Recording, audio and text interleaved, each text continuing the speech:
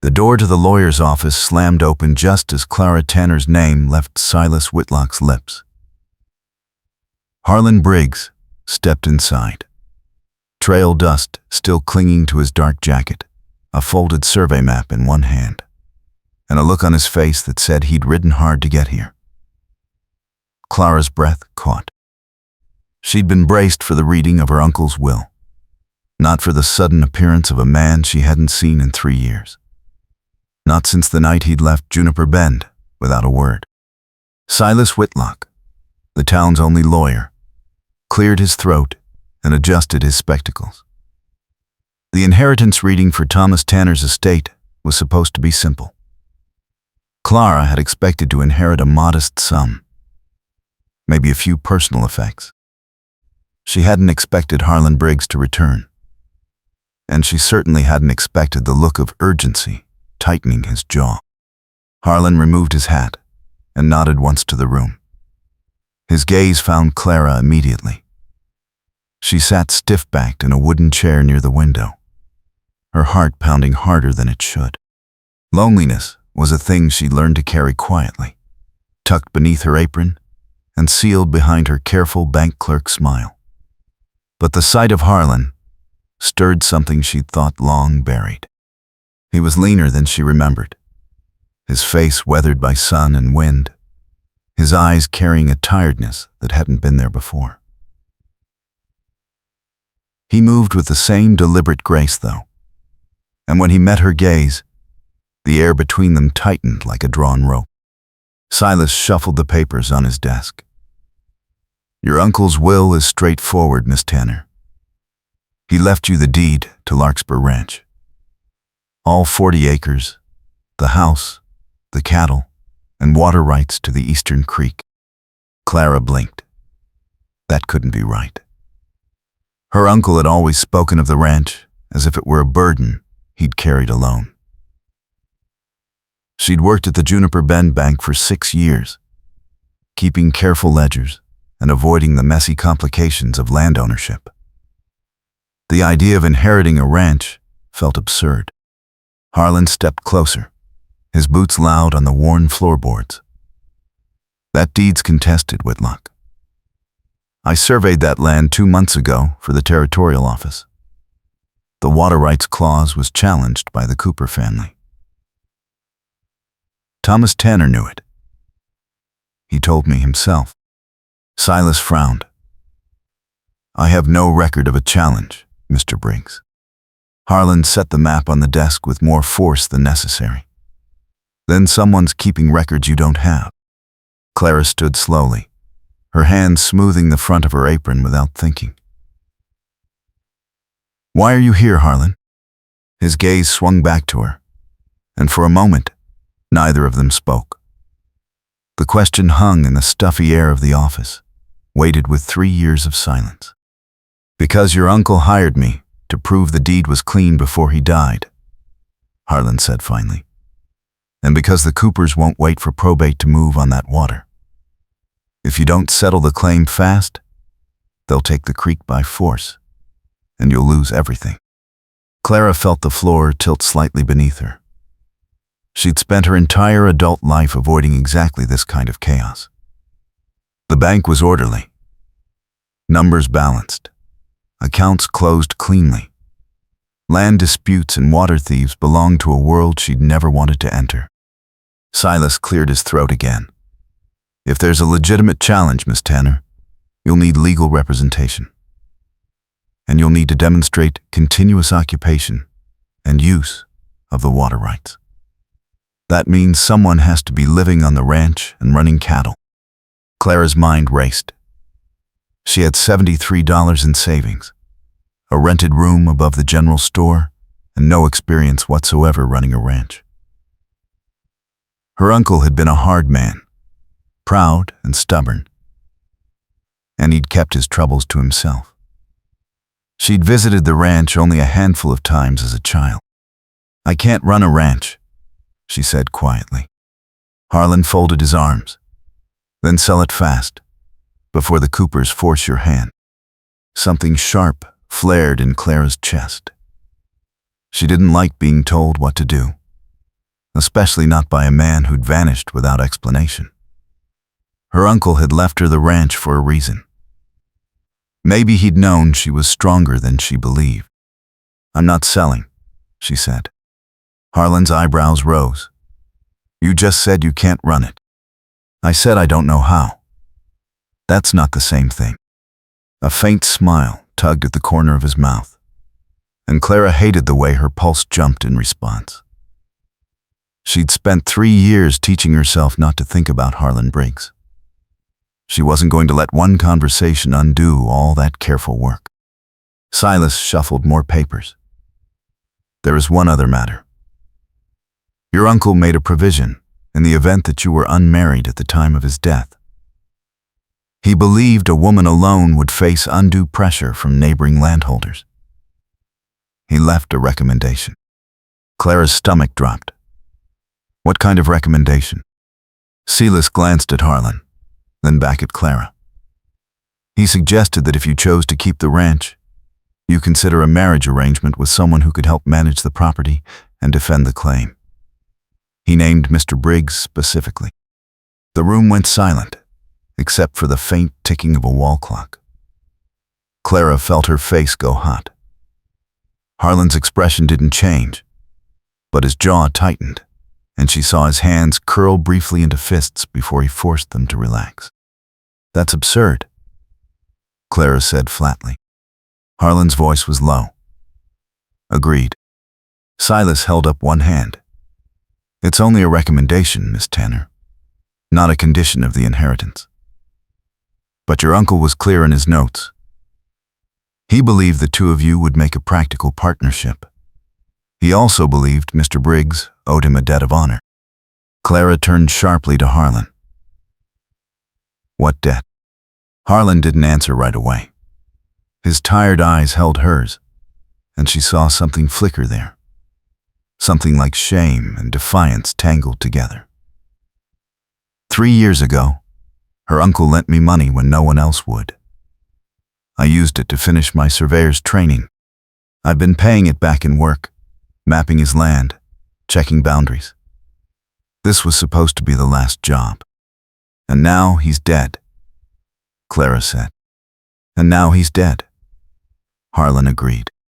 Clara looked at Silas. "How long do I have to settle the water rights claim?" 2 weeks, Silas said. "The Coopers filed a formal petition with the territorial judge. If you can't prove continuous use and clear ownership by then, the judge will likely rule in their favor." 2 weeks. Clara felt the weight of it settle on her shoulders like a sack of grain. She thought of her small rented room, her orderly desk at the bank, the quiet, predictable life she'd built. She thought of her uncle's stern face, the way he'd looked at her the last time she'd visited the ranch, as if he'd been trying to tell her something he didn't have words for. She thought of Harlan standing in the doorway, trail-worn and tired, coming back when he didn't have to. "I'll take the ranch," Clara said, "and I'll settle the claim." Harlan exhaled slowly. "You'll need help." "I know." She didn't say the rest of it aloud. She didn't say that the idea of marrying a man she barely knew, even one her uncle had trusted, felt like stepping off a cliff. She didn't say that she'd spent 3 years convincing herself she didn't need anyone, and that admitting otherwise now felt like a kind of betrayal. But she also didn't say no. Harlan seemed to understand the shape of her silence. He picked up his hat and turned it once in his hands. "I'll ride out to Larkspur tomorrow and start checking the fences. If the Coopers are planning to move on the water, they'll try to cut you off from the creek first." Clara nodded. "I'll close my accounts at the bank and move my things." Silas handed her a thick envelope. "The deed, the survey maps, and your uncle's personal papers. There's also a letter he left for you. Private." Clara took the envelope carefully. Her hands were steady, but her heart wasn't. She glanced once more at Harlan. "Why did you really come back?" His gaze held hers, and for a moment, the careful distance between them seemed to collapse. "Because I owed him," Harlan said. "And because I don't leave debts unpaid." It wasn't the whole truth. Clara could see that much in the set of his shoulders, the way his eyes didn't quite meet hers when he said it. But it was enough for now. The ride out to Larkspur Ranch took most of the next morning. Clara sat beside Harlan on the wagon bench, her belongings packed in a single trunk behind them. The road was rutted and dusty, lined with scrubgrass and twisted juniper trees. The sky stretched wide and pale overhead, promising heat later in the day. Harlan drove in silence, his attention on the horses and the road. Clara clutched the envelope Silas had given her uncle's letters still unread. She wasn't sure she was ready to hear whatever Thomas Tanner had left unsaid. The ranch appeared over a low rise, and Clara's heart sank. The house was smaller than she remembered, the paint peeling badly, one shutter hanging crooked. The barn leaned slightly to the left, and the fences were in obvious disrepair. A windmill stood near the creek, its blades creaking slowly in the breeze. Harlan pulled the wagon to a stop in front of the house and set the brake. "It needs work," he said. Clara climbed down without waiting for help. That's an understatement. She walked slowly around the yard, taking in the cracked water trough, the overgrown vegetable garden, the broken gate hanging on one hinge. Her uncle had let the place fall apart in his final years. She wondered if he'd been too proud to ask for help, or if he simply hadn't cared anymore. Harlan unloaded her trunk and carried it onto the porch. "I'll bunk in the barn until we figure out the rest." Clara turned to face him. "We need to talk about what Silas said." Harlan set the trunk down and straightened. "About the marriage arrangement?" "Yes." Clara crossed her arms, more to steady herself than anything else. She felt the wind tug at her shawl, heard the distant call of a hawk.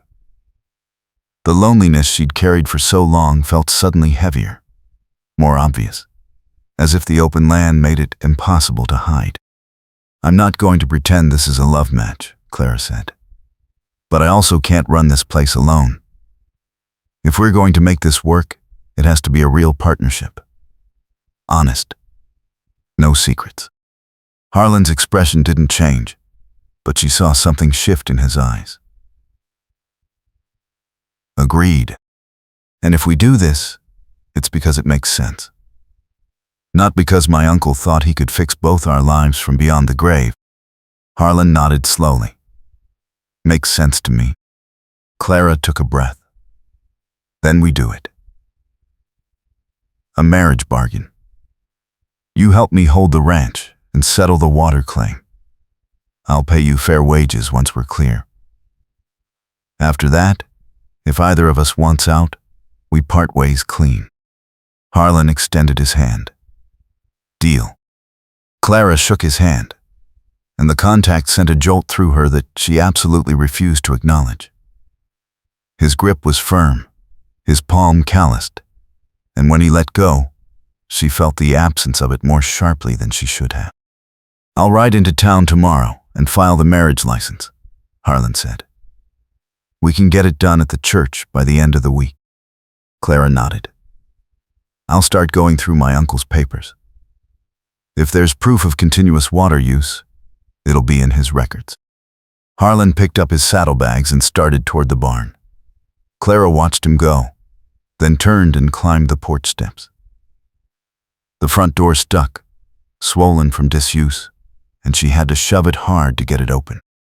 Inside, the house smelled of dust and old wood smoke.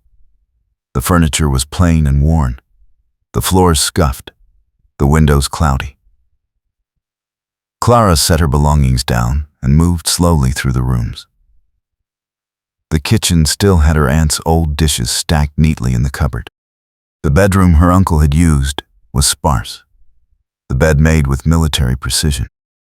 She found his desk in the corner of the main room, covered in papers and ledgers. Clara sat down and opened the first ledger, squinting at her uncle's cramped handwriting. Cattle counts, feed purchases, water flow measurements. He'd kept meticulous records, at least until the last year. The entries grew sparser after that, the handwriting shakier. Clara reached for the envelope Silas had given her, and finally broke the seal. Inside was a single sheet of paper, folded once. She unfolded it carefully and read, "Clara, if you're reading this, I'm gone, and you're standing in a house you probably don't want. I'm sorry for that. I'm sorry for a lot of things. I wasn't a good uncle. I didn't visit, didn't write, didn't make you feel welcome. I told myself it was because I was busy, because the ranch needed me, because I didn't know what to say to a girl who'd lost her parents too young. The truth is, I was ashamed. I went bankrupt once, years ago, before you were born. I clawed my way back, but the shame never left. I didn't want you to see it in me. I wanted you to think I was strong. I wasn't. But I want you to be." Harlan Briggs is a good man. He made mistakes, but he owns them. He'll stand by you if you let him. The ranch is yours. Fight for it.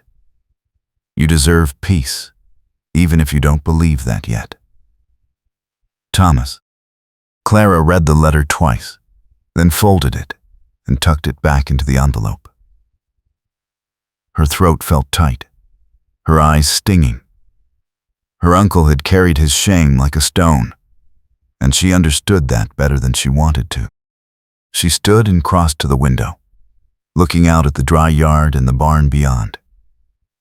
Harlan was visible in the open doorway, brushing down one of the horses. He moved with the easy efficiency of a man who knew his work. Clara wondered what mistakes he'd made, what debts he carried besides the one he owed her uncle. She wondered if a marriage bargain could ever become something real. The next 3 days passed in a blur of hard work and careful distance. Clara threw herself into cleaning the house, scrubbing floors and washing windows until her hands were raw. Harlan spent his time mending fences, checking the cattle, and writing the property line to assess the damage from years of neglect. They spoke only when necessary, their conversations limited to practical matters. Where to store the feed, which fence posts needed replacing, when to ride into town for supplies. Clara told herself it was better this way. A marriage bargain didn't require warmth or intimacy. It required cooperation and clear boundaries. She could manage that. But at night, lying alone in her uncle's old bed, she found herself listening to the sounds of the ranch. The creak of the windmill, the low murmur of cattle, the faint scrape of Harlan's boots on the barn floor when he moved restlessly in his makeshift bunk. She wondered if he slept well, or if he lay awake thinking about the same things she did. On the 4th day, Harlan rode into Juniper Bend to file the marriage license and meet with the territorial judge's clerk. Clara stayed behind, working her way through the rest of her uncle's records. She found what she was looking for late in the afternoon, a thick folder of water measurements dating back 15 years, proof of continuous use that should hold up in court. She was sitting on the porch, organizing the papers, when she heard hoofbeats approaching fast. Clara stood, shading her eyes against the slanting sun. 2 riders appeared on the road, moving at a pace that said they weren't here for a friendly visit. The riders pulled up in front of the house, dust swirling around them. The older man in front had a hard, weathered face and cold eyes. The younger man beside him looked barely 20, his hand resting too casually on the pistol at his hip. "You'd be Clara Tanner," the older man said. It wasn't a question. Clara lifted her chin. "I am. And you are? Caleb Cooper. This here's my son, Jack. We own the land west of your creek. Clara's pulse quickened, but she kept her voice steady. Then you know the creek is on Larkspur land. The deed's clear. Caleb leaned forward in his saddle. The deed's contested. Your uncle knew that. He just didn't live long enough to see it settled. I have the records to prove continuous use, Clara said. 15 years of water measurements. The judge will uphold the deed. Caleb's smile was thin and unpleasant. Judges can be persuaded, Miss Tanner. Especially when the landowner's a woman with no experience and no help. I have help, Clara said. Caleb glanced at the barn, then back at Clara. The surveyor? Briggs is a hired hand with a gambling problem and a past he'd rather forget. He won't stand between you and what's coming. Clara's hands tightened on the papers she held, but she didn't let her expression shift. I think you should leave now, Mr. Cooper. Jack Cooper's hand moved closer to his pistol.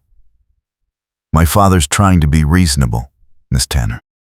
And I'm telling you to leave, Clara repeated. For a moment, the air hung taut and dangerous. Then Caleb straightened in his saddle and turned his horse. You've got until the judge's hearing to change your mind. After that, things get harder. The Coopers rode off, their horses kicking up dust that hung in the air long after they disappeared over the rise. Clara stood on the porch, her heart pounding, until she heard another set of hoofbeats approaching from the direction of town. Harlan rode in fast, his face tight with urgency. He swung down from his horse before it had fully stopped. You all right? Clara nodded.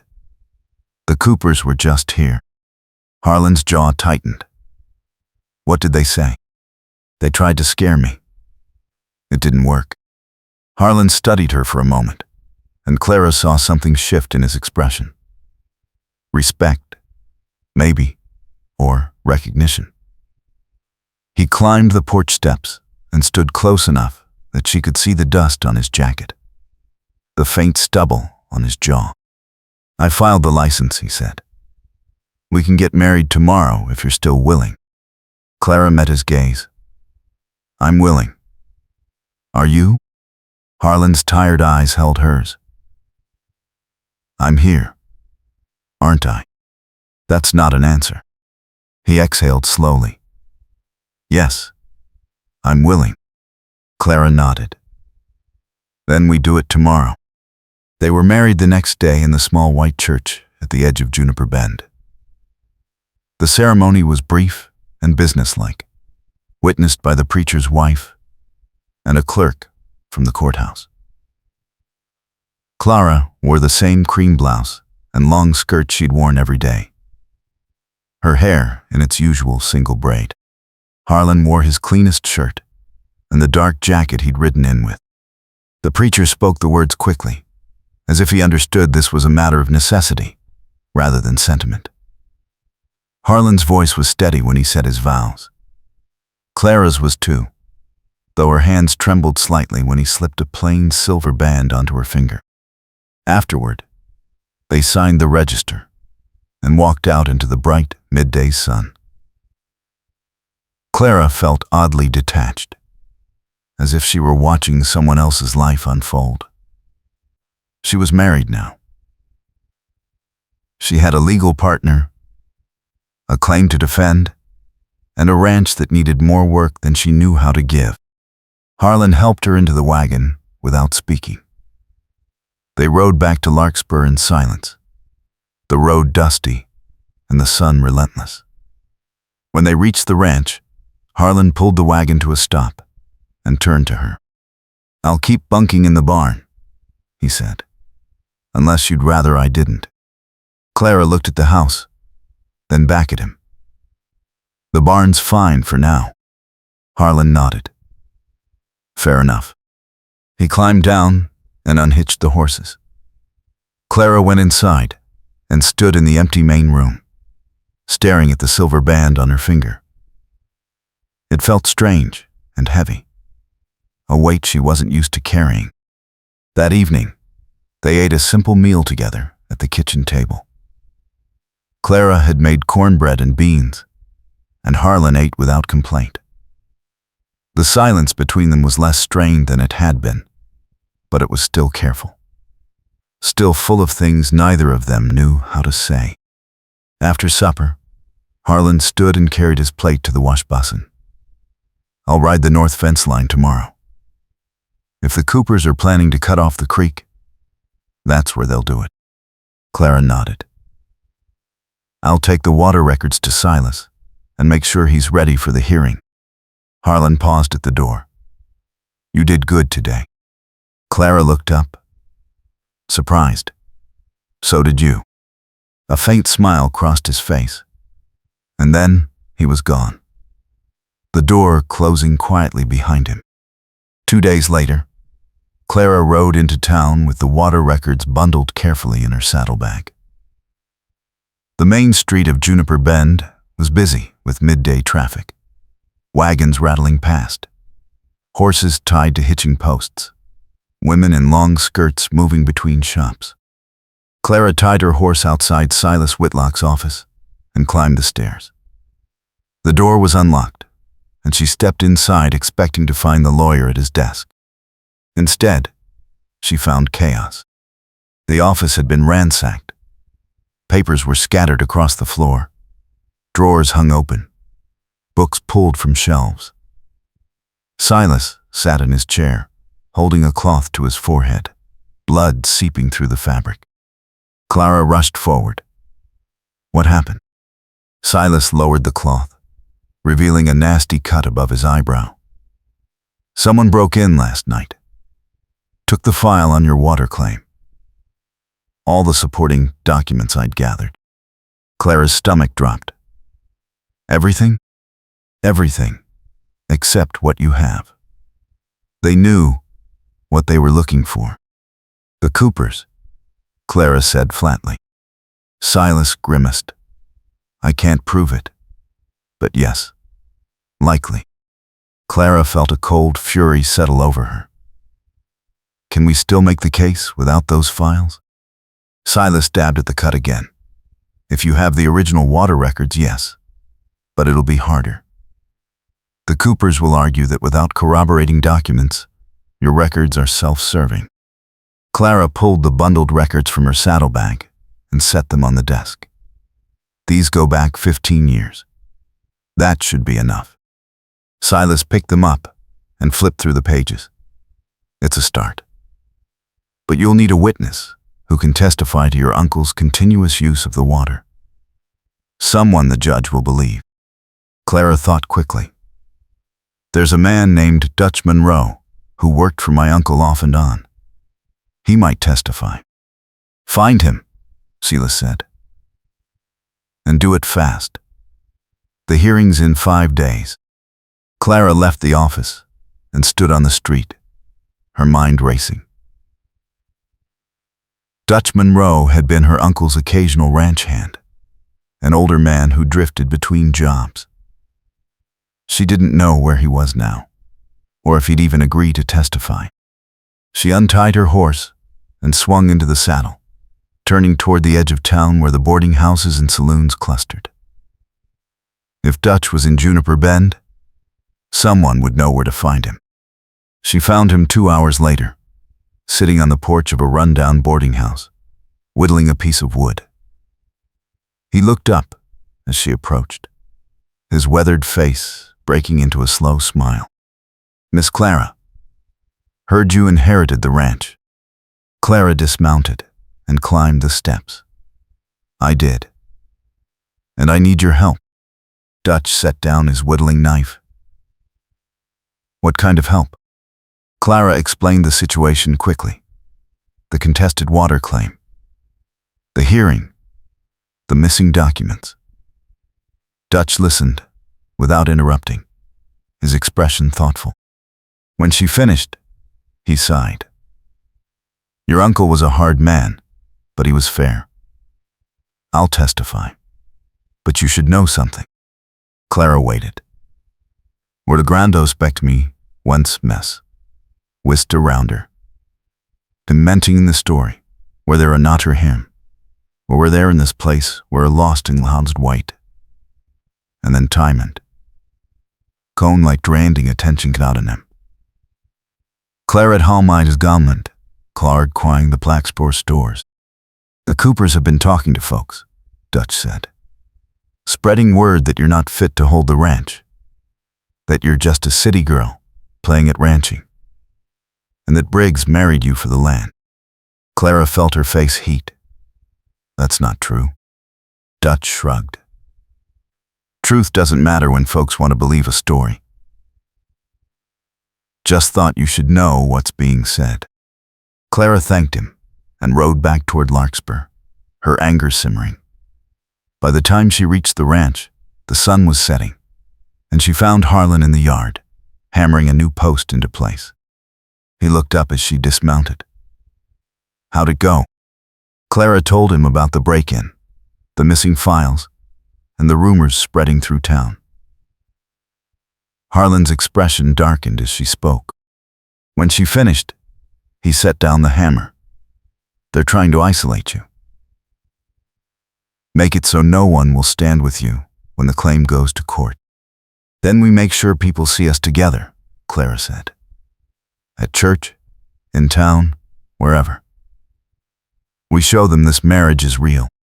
Harlan's gaze held hers. Is it? The question hung between them, simple and devastating. Clara didn't have an easy answer. The marriage was real in the legal sense, but everything else about it felt fragile and uncertain. It has to be, she said finally. Or we lose everything. Harlan nodded slowly. Then we make it real. That night, Clara couldn't sleep. She lay in bed, staring at the ceiling, listening to the familiar sounds of the ranch. Around midnight, she heard a noise that didn't belong, the snap of a twig, the low murmur of voices.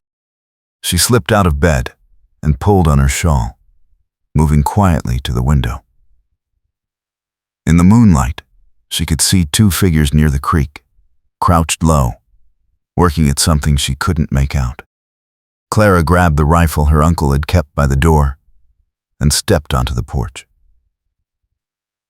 Harlan was already there, his own rifle in hand, his face grim. Stay here, he said quietly. No, Clara whispered back. We do this together. Harlan glanced at her, then nodded once. They moved down the porch steps and across the yard, keeping low, using the shadows for cover. As they got closer, Clara could see what the men were doing. They were placing rocks in the creek, building a makeshift dam to divert the water flow. Harlan raised his rifle. That's far enough. The two men spun around, and Clara recognized Jack Cooper immediately. The other man was older, rough-looking. Someone she didn't know. Jack's hand moved toward his pistol. You're trespassing, Briggs. This is Larkspur land, Harlan said evenly. You're the ones trespassing, and if you draw that gun, you'll regret it. For a long moment, no one moved. Then the older man raised his hands slowly. We're going, he said. No need for trouble. Jack hesitated, his eyes flicking between Harlan and Clara. Then he spat into the dirt and turned, stalking back toward the horses they'd left tied beyond the trees. The older man followed. Harlan kept his rifle raised until they were out of sight, then lowered it slowly. Clara realized she was shaking, her hands white-knuckled on her own rifle. You all right? Harlan asked. Clara nodded. That was close. They're escalating, Harlan said. They know the hearing's coming, and they're trying to force your hand. Clara looked at the half-built dam in the creek. We need to tear that down. They spent the next hour pulling rocks from the creek, their hands cold and wet in the night air. By the time they finished, Clara was exhausted, her shoulders aching. Harlan walked her back to the house and paused at the door. "You should get some sleep," he said. "So should you." He smiled faintly. "I will. Eventually." Clara hesitated, then reached out and touched his arm. "Thank you. For tonight." Harlan's gaze softened. "You don't have to thank me. We're in this together." The words settled over her like a blanket, warm and unexpected. Clara felt something shift inside her, a loosening of the careful distance she'd been holding. She didn't know what to do with it yet, but it was there, undeniable. "Good night, Harlan," she said quietly. "Good night, Clara." The next morning, Clara woke to the smell of coffee. She dressed quickly and went to the kitchen, where Harlan was already at the stove, frying bacon in a cast-iron skillet. "You didn't have to do that," Clara said. Harlan glanced at her. "Figured you could use the rest." Clara poured herself a cup of coffee and sat at the table. They ate breakfast in a silence that was easier than before, less guarded. When they finished, Harlan cleared the plates and turned to her. "I need to tell you something," he said. Clara waited. "Where the grando spect me, once mess," whisked around her. Dementing the story, where there are not her him, or were there in this place where a lost in loud's white. And then timend. Cone like draining attention knaden him.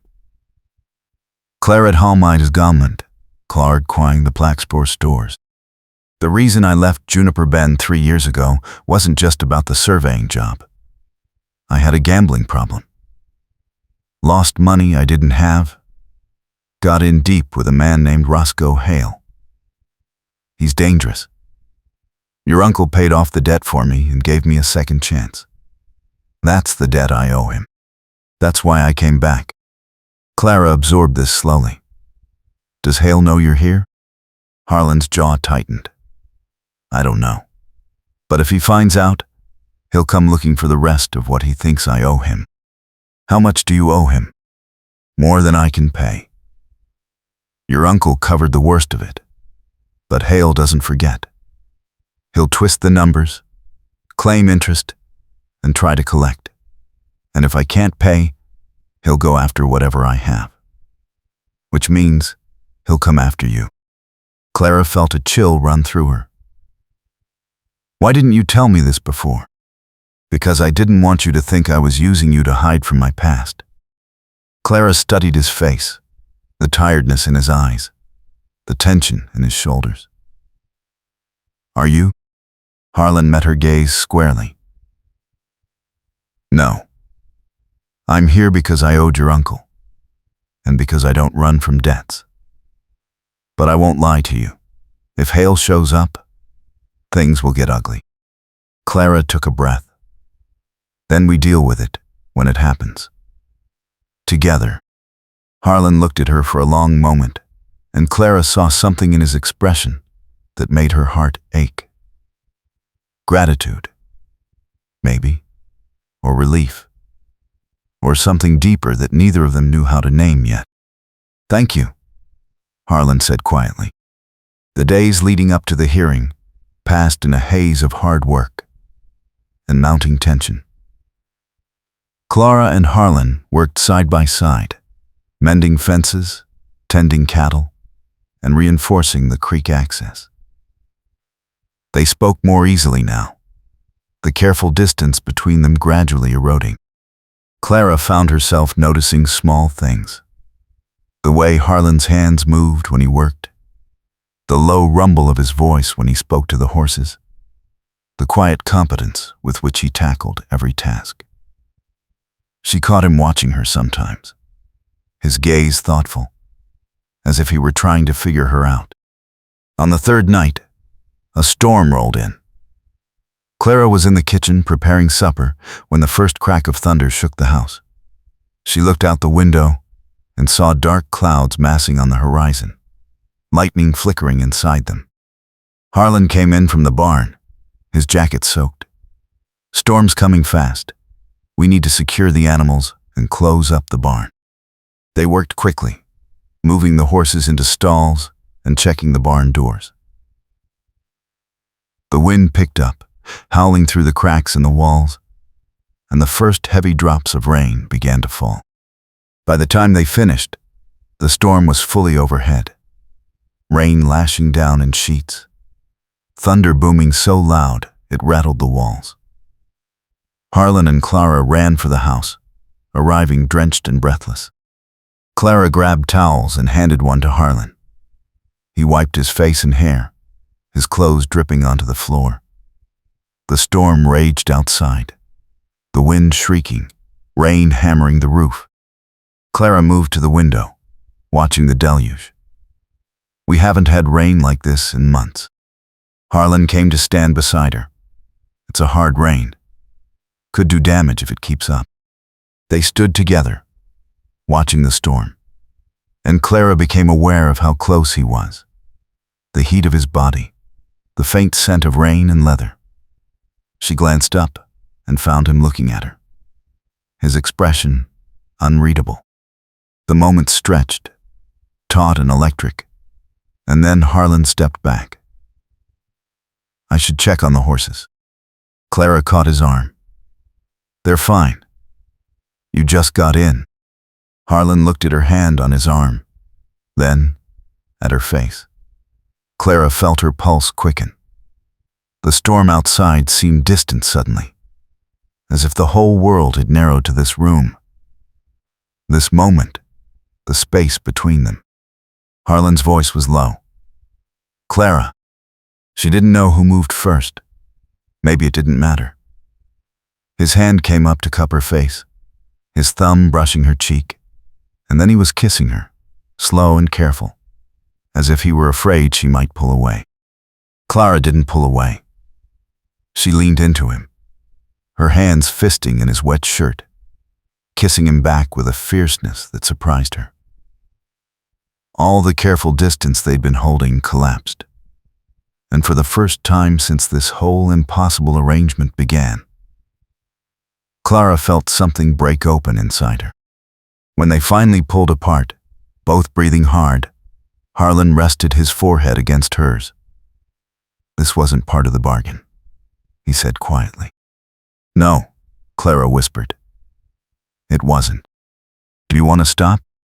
Clara's answer was to kiss him again.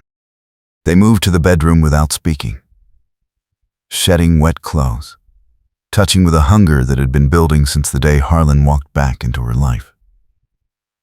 Clara had told herself this was just a practical arrangement, but her body knew better. Her heart knew better. Afterward, they lay tangled together in the narrow bed, the storm still raging outside. Harlan's hand traced lazy patterns on her shoulder, and Clara rested her head on his chest, listening to the steady beat of his heart. "I didn't plan for this," Harlan said quietly. "Neither did I," Clara admitted. "Does it change things?" Clara thought about it. Everything had already changed the moment she'd agreed to keep the ranch, the moment she'd stood beside him in the church and said her vows. This was just the truth of it catching up. "Yes," she said. "But maybe that's not a bad thing." Harlan's arm tightened around her. "I'm not good at this, at letting people in." "Neither am I," Clara said. They lay in silence for a while, the rain drumming on the roof, and Clara felt something settle inside her. Not certainty exactly, but something close to it. A sense that maybe, just maybe, she wasn't alone anymore. The storm raged all night and into the next morning. By the time the rain finally stopped, the yard was a sea of mud, and when Clara and Harlan went outside to assess the damage, they found disaster. Part of the barn roof had collapsed, crushing the feed storage. The windmill had been knocked over, its blades twisted and broken. Worst of all, a section of the eastern fence had been washed away. and half the cattle were missing. Clara stood in the muddy yard, staring at the wreckage, and felt despair wash over her. How are we supposed to recover from this? Harlan's jaw was tight. We will. One piece at a time. The hearing is in 2 days, Clara said. We don't have time to fix all this before then. Then we fix what we can, and show the judge we're still fighting. Clara wanted to believe him, but the weight of everything felt crushing. The contested deed, the storm damage, the rumors, the looming threat of Roscoe Hale. It was too much. Harlan turned to her and took her shoulders gently. Look at me. Clara looked up, her eyes stinging. We're not done, Harlan said. Not even close. Your uncle didn't leave you this ranch because he thought it would be easy.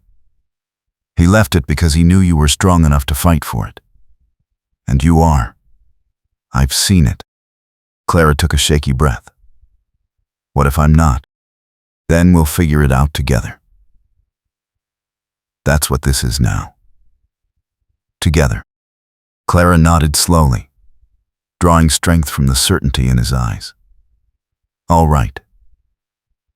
Together. They spent the rest of the day salvaging what they could. Dutch Monroe rode out to help, along with 2 other men who'd worked for Clara's uncle over the years. By evening, they'd secured the barn, rounded up most of the cattle, and started clearing debris. That night, Clara fell into bed exhausted, her body aching. Harlan joined her, pulling her close, and she fell asleep with his arms around her, feeling safer than she had in years. The morning of the hearing dawned clear and cold. Clara dressed carefully in her best skirt and blouse, braiding her hair with shaking hands.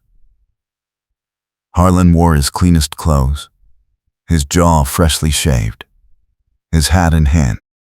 They rode into Juniper Bend together, arriving at the courthouse just as the doors opened.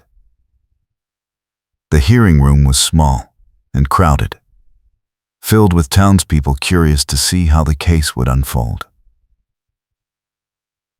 Caleb and Jack Cooper sat in the front row, their faces smug. Silas Whitlock met Clara and Harlan at the door. Dutch is here, and he's ready to testify. But there's something you need to know.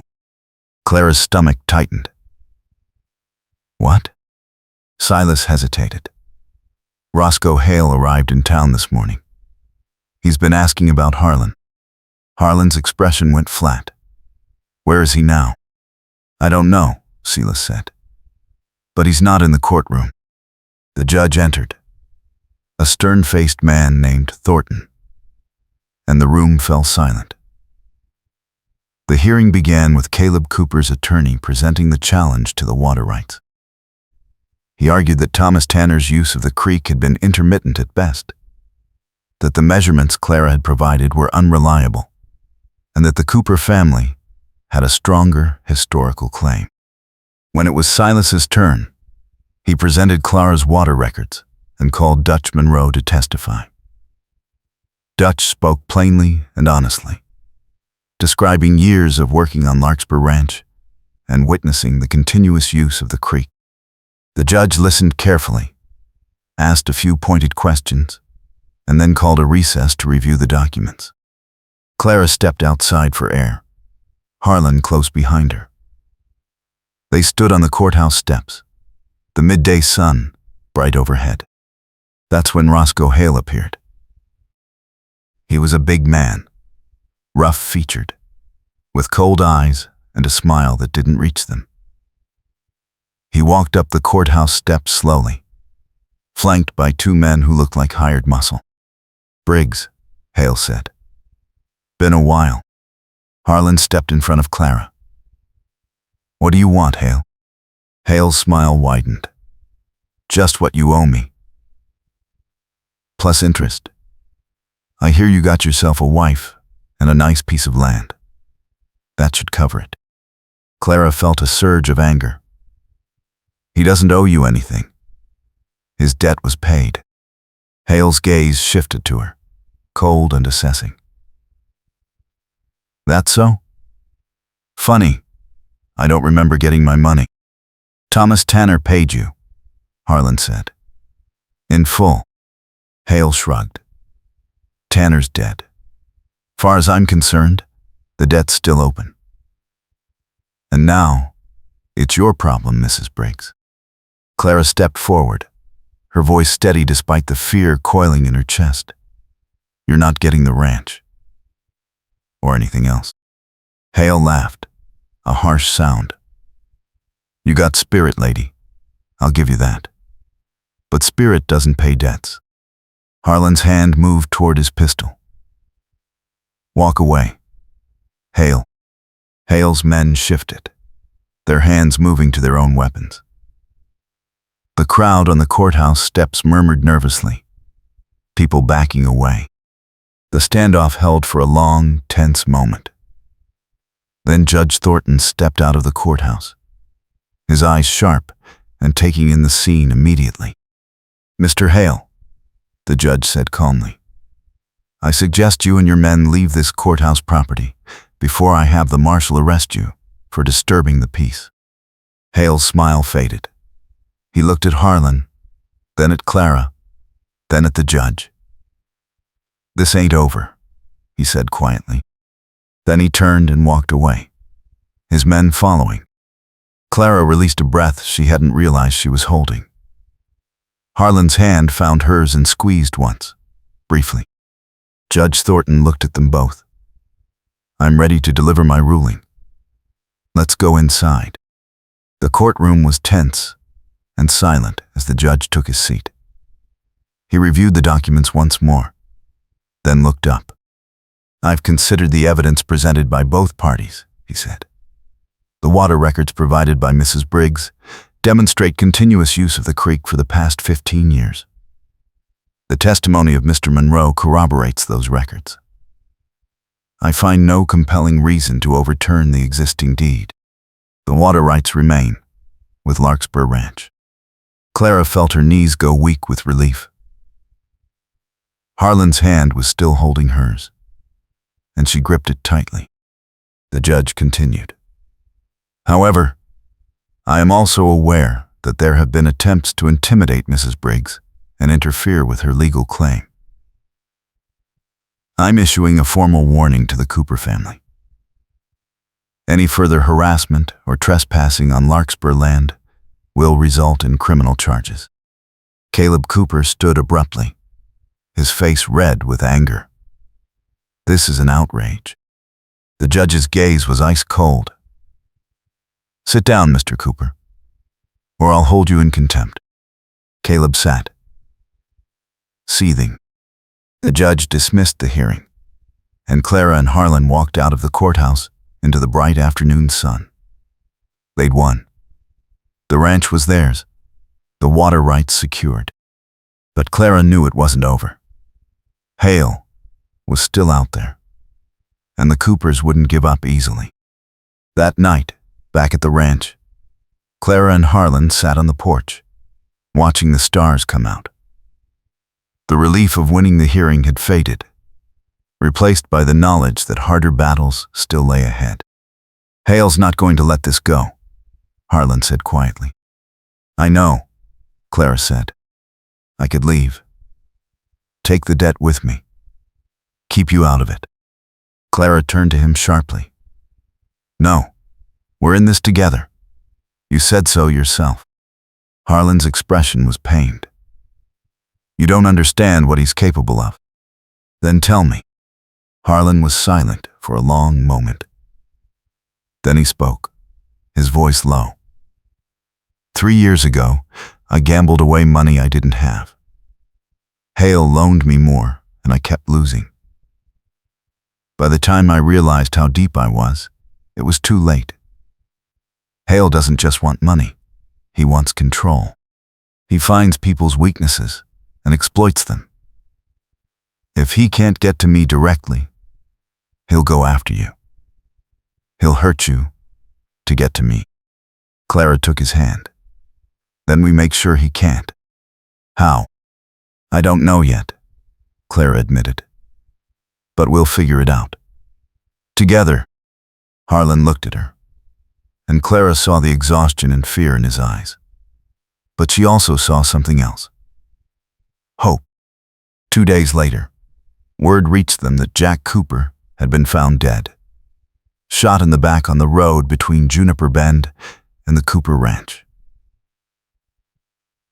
The marshal came to Larkspur to ask questions, but both Clara and Harlan had been at the ranch all night, with Dutch and the other hands to confirm it. The marshal left, but Clara felt the weight of the news settle over her like a shroud. Violence had come to Juniper Bend, and it was only a matter of time before it reached them. That night, Harlan kissed her goodnight and went to check the barn one last time. Clara waited in the house, listening to the night sounds, her nerves stretched tight. When Harlan didn't return after an hour, Clara felt her stomach clench with fear.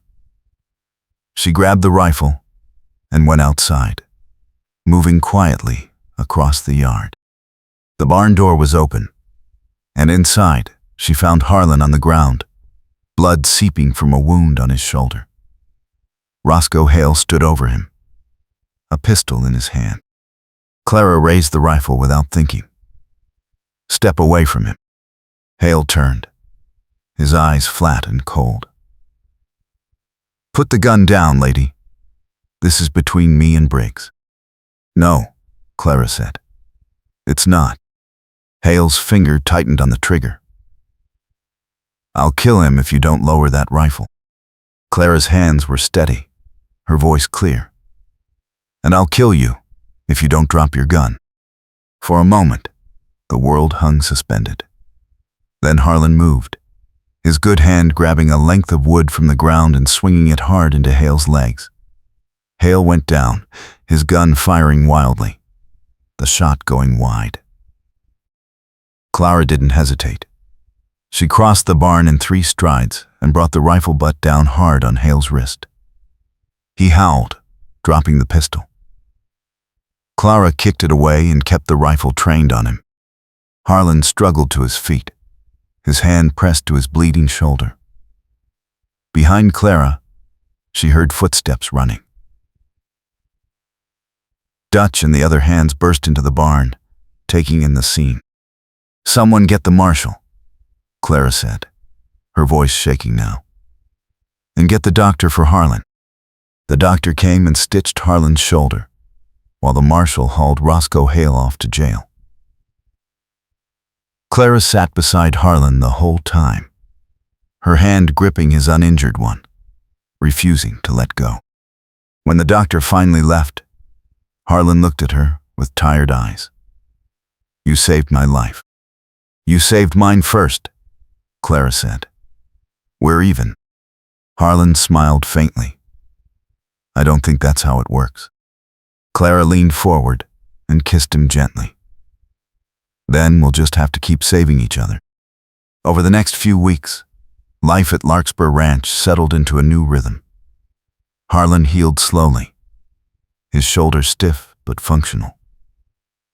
They worked side by side, rebuilding what the storm had damaged, tending the cattle, securing the fences. The Coopers left them alone, Caleb's grief over his son's death seeming to have taken the fight out of him. Roscoe Hale was tried and sentenced to prison for attempted murder. The threat that had loomed over them for so long finally lifted. Clara found herself laughing more, the tight knot of loneliness she'd carried for years gradually loosening. Harlan smiled more too, the tiredness in his eyes replaced by something warmer. One evening, as they sat on the porch watching the sunset, Harlan turned to her. I've been thinking. About what? Clara asked. About the bargain we made. About whether it's still just a bargain. Clara looked at him, her heart beating faster. What do you think it is now? Harlan's hand found hers. I think it's real. think it's been real for a while." Clara smiled, feeling something settle deep in her chest. Something like peace. "I think so too."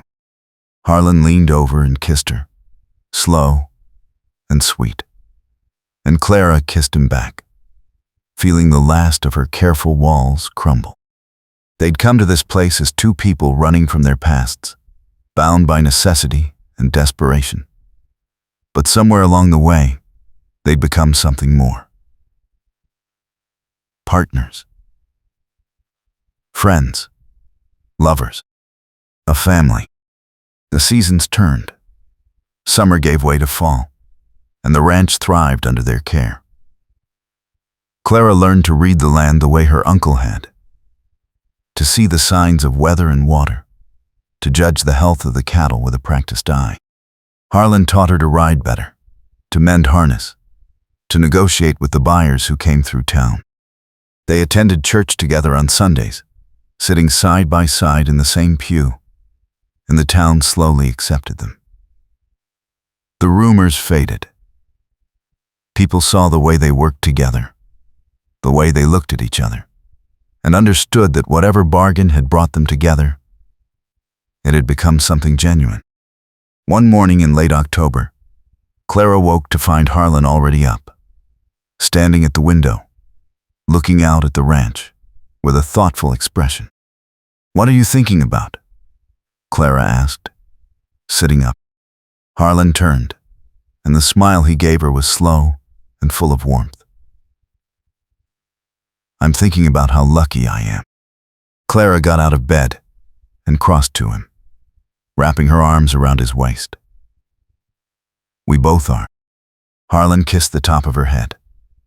"Your uncle was right, you know, about us making a good partnership." Clara looked up at him. He was right about a lot of things, including the part about deserving peace. Harlan's arms tightened around her. "Do you feel it? Peace?" Clara thought about it. She thought about the ranch, the work, the cattle, the land that was theirs now in every way that mattered. She thought about Harlan's steady presence, the way he made her laugh, the way he held her at night as if she were something precious. "Yes," she said, "I do." Later that day, they rode out to check the eastern fence line, the one that bordered the creek. The water flowed clear and strong, the cattle grazing peacefully nearby. The sky overhead was a brilliant blue, the air crisp with the promise of winter. Harlan dismounted and walked to the creek's edge, crouching down to test the water with his hand. Clara joined him, standing close, and they looked out over the land together. "I want to stay here," Harlan said quietly. "Not just because of the bargain, because this is home now." Clara's heart swelled. "Then stay." Harlan stood and turned to her, his hands cupping her face. "I'm not going anywhere. Not ever." Clara kissed him, and it felt like a promise, solid and unbreakable. Winter came, cold and quiet. The ranch settled into a slower rhythm. The cattle moved to the lower pastures, the work shifting to maintenance and preparation for spring. Clara and Harlan spent long evenings by the fire, talking about plans for the future, about expanding the herd, about building a new barn. On Christmas Eve, they decorated the house with pine branches and lit candles in the windows. Dutch and the other hands came for supper, and they shared a meal that felt like family. That night, after everyone had gone, Clara and Harlan lay together in bed, the fire crackling softly in the next room. "I have something for you," Harlan said. He reached under the bed and pulled out a small wooden box, carved with intricate patterns. Clara took it carefully and opened it. Inside was a delicate silver locket on a thin chain. It was my mother's, Harlan said. The only thing I have left of her. I want you to have it. Clara's eyes stung with tears. Harlan, I can't. Yes, you can, he said. You're my family now. You're everything. Clara let him fasten the locket around her neck. And then she kissed him, pouring everything she felt into it. Gratitude, love, trust. I have something for you too, she whispered. She reached into the drawer beside the bed and pulled out a folded piece of paper. Harlan opened it carefully. It was a deed, freshly drawn up, adding his name beside hers as co-owner of Larkspur Ranch. You didn't have to do this, Harlan said, his voice rough. Yes, I did, Clara said. This is ours. Together. No more bargains. No more debts. Just us. Harlan pulled her close, and Clara felt his shoulders shake with emotion. Thank you, he whispered. They held each other as the fire burned low, the snow falling softly outside, and Clara felt a peace so deep it filled every corner of her heart. Spring arrived with a burst of wildflowers and new life. The cattle calved successfully, and Clara and Harlan spent long days in the pastures, tending the newborns. The ranch felt alive in a way it never had before, vibrant and full of promise. One morning, Clara woke feeling unwell. She made it to the kitchen before the nausea hit, and Harlan found her leaning against the counter, pale and shaking. What's wrong? He asked, concern sharp in his voice. Clara took a breath, and then realization dawned. I think I might be pregnant. Harlan's eyes went wide. Are you sure? No, Clara said. But I think so. They rode into town that afternoon to see the doctor, and by evening, they had confirmation. Clara was expecting a child, due in late fall. Harlan sat on the porch steps, his face stunned, and Clara sat beside him, her own emotions a tangled mix of joy and fear. Are you happy? She asked quietly. Harlan turned to her, and the smile that broke across his face was brilliant. Happy doesn't even come close. Clara laughed, tears spilling over, and Harlan pulled her into his arms, holding her tight. Over the summer, they prepared. Harlan built a cradle from smooth pine, carving it with care. Clara sewed tiny clothes, her hands shaking with the enormity of it all. The ranch hands teased them gently, and Dutch took to calling Clara the boss lady with unmistakable affection. In September, as the leaves began to turn, Clara went into labor. It was long and difficult, and Harlan stayed by her side the entire time, his hand gripping hers, his voice steady and reassuring. When their daughter finally arrived, squalling and red-faced, Clara felt something break open inside her. A love so fierce, it took her breath away. Harlan held the baby with infinite care, his eyes wet, his expression awed. She's perfect, he whispered. Clara smiled, exhausted and radiant. What should we name her? Harlan looked at her. I was thinking Rose. After your mother. Clara's throat tightened. I'd like that. They named her Rose Tanner Briggs, and she became the center of their world. The years that followed were full and rich. Rose grew strong and curious, learning to walk in the dusty yard, chasing chickens, and learning to ride almost as soon as she could sit upright.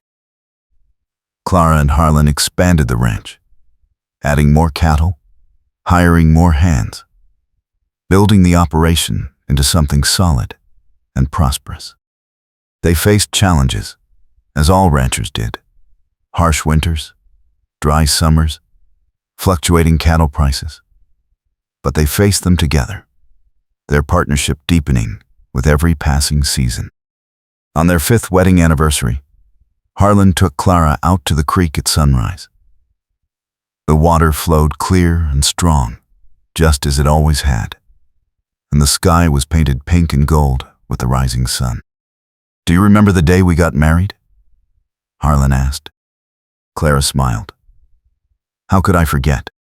It was supposed to be a bargain," Harlan said. "A practical arrangement." Clara looked at him. This man who'd come back when he didn't have to, who'd stood beside her through every storm, who'd given her a family and a home and a love she'd never imagined possible. "It was never just a bargain," she said. "Not really." Harlan pulled her close, and they stood together in the early morning light, the ranch spreading out around them, the land they'd fought for and built together. "No," Harlan agreed. "It wasn't." Clara kissed him, and it felt like coming home, like earned trust and hard-won peace, like everything her uncle had wanted for her, and everything she'd been too afraid to hope for. They walked back to the house hand in hand, the sun rising behind them, and Clara felt a contentment so deep it was almost painful. She'd come to this place broken and alone, carrying shame and loneliness like stones in her pockets. She'd been given a ranch she didn't want, and a marriage bargain that felt like desperation. But she'd fought. She'd stayed. She'd opened her heart to a man who'd done the same. And she'd found, in the end, that peace wasn't something you were given. It was something you built, one hard choice at a time, with the person you trusted most.